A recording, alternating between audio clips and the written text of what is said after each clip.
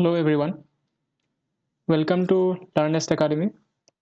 আজি লৈ আছো আপোনালোকৰ বাবে আসাম পলিটিৰ আসাম পুলিচত আহিবলগীয়া কেইটামান সম্ভাৱ্য প্ৰশ্ন তেনেকুৱা প্ৰশ্নসমূহে সঘনাই আসাম পুলিচৰ এক্সামবোৰত বা আসাম পুলিচ SI, ABUB লগতে DME, IDRE আদি এক্সামসমূহত সঘনাই আশা দেখা যায় এই আসাম পলিটিৰ এইসমূহ প্ৰশ্ন তো আহকচোন এই প্ৰশ্নসমূহ চাওঁ তো প্ৰথম প্ৰশ্নটো কৈছে যে বংগৰ পৰা অসম কেতিয়া পৃথক হৈছিল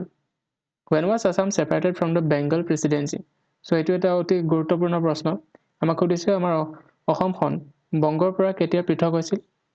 এৰ অপচন কেইটাৰ ভিতৰত আমাৰ শুদ্ধ উত্তৰটো হ'ব 1874 চনত অৰ্থাৎ 1874ত আমাৰ অসমখন বংগৰ পৰা পৃথক হৈছিল ইয়াৰ পিছৰ প্ৰশ্নটোলৈ আগবাঢ়ো অসমক কেতিয়া পুনৰ মুখ্য আয়ুক্তৰ প্ৰদেশ হিচাপে গঠন কৰা হৈছিল When was Assam was reconstituted into a chief commissioner province okay option কেইটাৰ ভিতৰত আমাৰ শুদ্ধ উত্তৰটো হ'ব 1912 চনত অৰ্থাৎ 1912 চনত অসমক পুনৰ মুখ্য আয়ুক্তৰ প্ৰদেশ হিচাপে গঠন কৰা হৈছিল ইয়াৰ পিছৰ প্ৰশ্নটো আছে অসমৰ মুখ্য আয়ুক্তৰ প্ৰদেশলৈ পুনৰ গঠন হোৱাৰ পিছত অসমৰ প্ৰথম মুখ্য আয়ুক্ত কোন আছিল So who was the first chief commissioner of Assam after it was reconstituted into a chief commissioner province? So শুদ্ধ উত্তৰটো হ'ব Sir Archdale Isdale অৰ্থাৎ যেতিয়া অসমখন মুখ্য আয়ুক্তৰ প্ৰদেশলৈ পুনৰ গঠন হৈছিল তো সেই সময়ত আমাৰ প্ৰথম মুখ্য আয়ুক্ত হিচাপে Sir Archdale Isdaleক এপইণ্ট কৰা হৈছিল বা তেওঁক নিযুক্তি দিয়া হৈছিল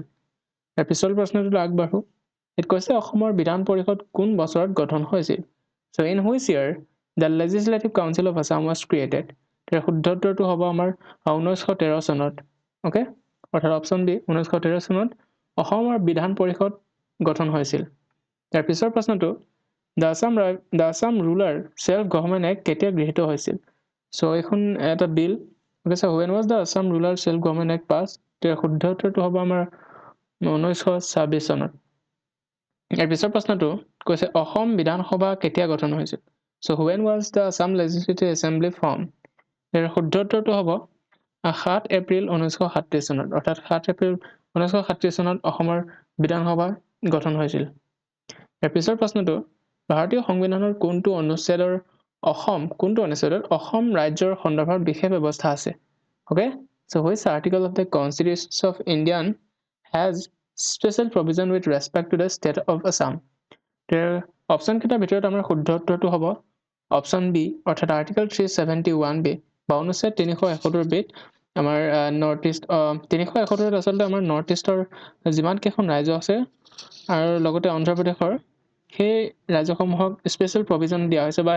এক বিশেষ ব্যৱস্থা ৰখা হৈছে আৰু সেই ক্ষেত্ৰত আমাৰ অসমৰ কাৰণে 370 বিত এক বিশেষ ব্যৱস্থা আছে ঠিক আছে অপচনটো হ'ব আমাৰ অনুচ্ছেদ 371 বি ইয়াৰ পিছৰ প্ৰশ্নটো যদি আগবাঢ়ো 1947 চনত স্বাধীনতাৰ পূৰ্বে অসমৰ কিমানখন জিলা আছিল Okay, how many districts in Assam had before the independence in 1947? অসমখন স্বাধীন বা গোটেই ভাৰতবৰ্ষখন স্বাধীন হোৱাৰ আগতে অসমৰ কিমানখন জিলা আছিল বুলি সুধিছে তাৰ শুদ্ধ উত্তৰটো হ'ব 13খন অৰ্থাৎ ভাৰতৰ স্বাধীনতাৰ আগতে অসমত 13খন জিলা আছিল ঠিক আছে ইয়াৰ পিছৰ প্ৰশ্নটো স্বাধীনতাৰ সময়ত অসমৰ পূৰ্বৰ ৰাজধানী কোনখন আছিল Which was the former capital of post-independence Assam? তো স্বাধীনতাৰ সময়ত অসমৰ পূৰ্বৰ ৰাজধানী আছিল শিলং ওকে তাৰপিছত শিলঙৰ পৰা দিছপুৰলৈ স্থানান্তৰ কৰা হৈছিল ইয়াৰ পিছৰ প্ৰশ্নটো অসম লোকসেৱা আয়োগ কেতিয়া গঠন হৈছিল The Assam Public Service Commission came into existence so কেতিয়া গঠন হৈছিল কৰিছে APSC তো ইয়াৰ শুদ্ধ উত্তৰটো হ'ব 1937 চনৰ 1 এপ্ৰিল তাৰিখে অৰ্থাৎ অপচন এ ঠিক আছে ইয়াৰ পিছৰ প্ৰশ্নটো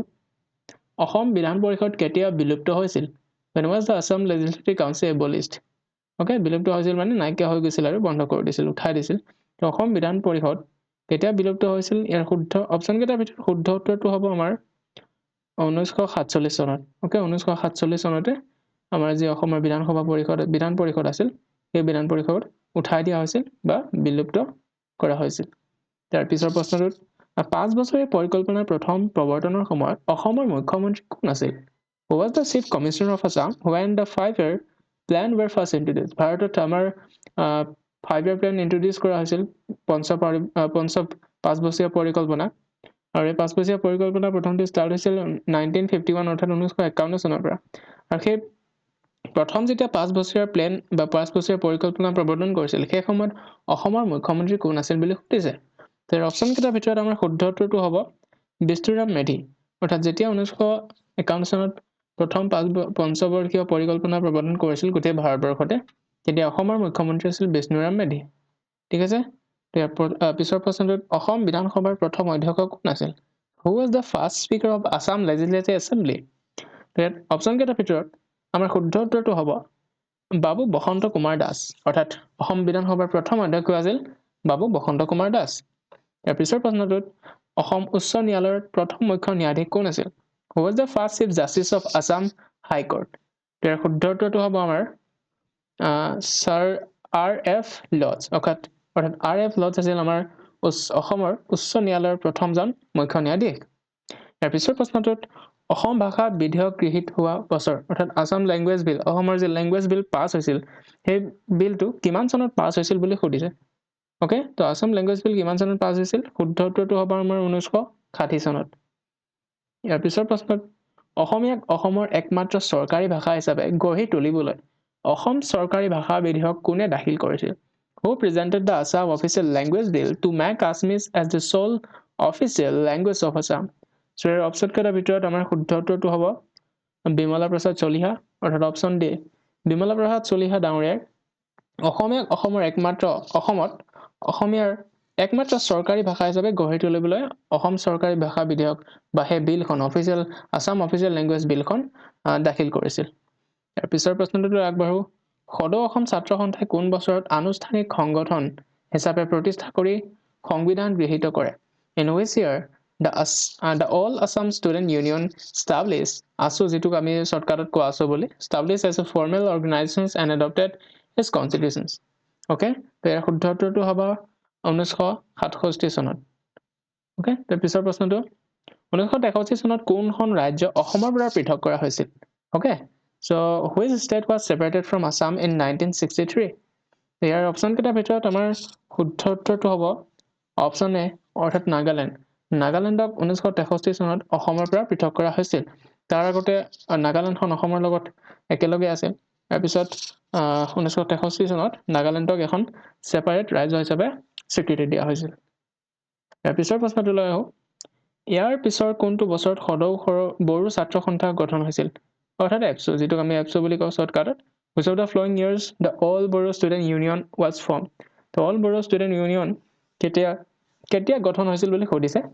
তাৰ অপচন কেইটাৰ ভিতৰত আমাৰ শুদ্ধ উত্তৰটো হ'ব 1967 চনত অৰ্থাৎ 1967 চনত All Bodo Student Union গঠন হৈছিল ইয়াৰ পিছৰ প্ৰশ্নটো উত্তৰ পূব পুনৰ্গঠন এলেকা আইন কেতিয়া গৃহীত হৈছিল when was the Northeastern Reorganization Series Act passed year option কেইটাৰ ভিতৰত আমাৰ শুদ্ধ উত্তৰটো হ'ব 1971 চনত অৰ্থাৎ 1971 চনত উত্তৰ পূব পুনৰ্গঠন এলেকা আইন গৃহীত হৈছিল ঠিক আছে তো আজিলৈ ইমানখিনি যদি আপোনালোকে ভিডিওটো ভাল পাইছে তেন্তে লাইক শেয়াৰ আৰু লগতে কমেন্ট কৰি জনাব কেনেকুৱা পাইছে ভিডিওটো তো থ্যাংক ইউ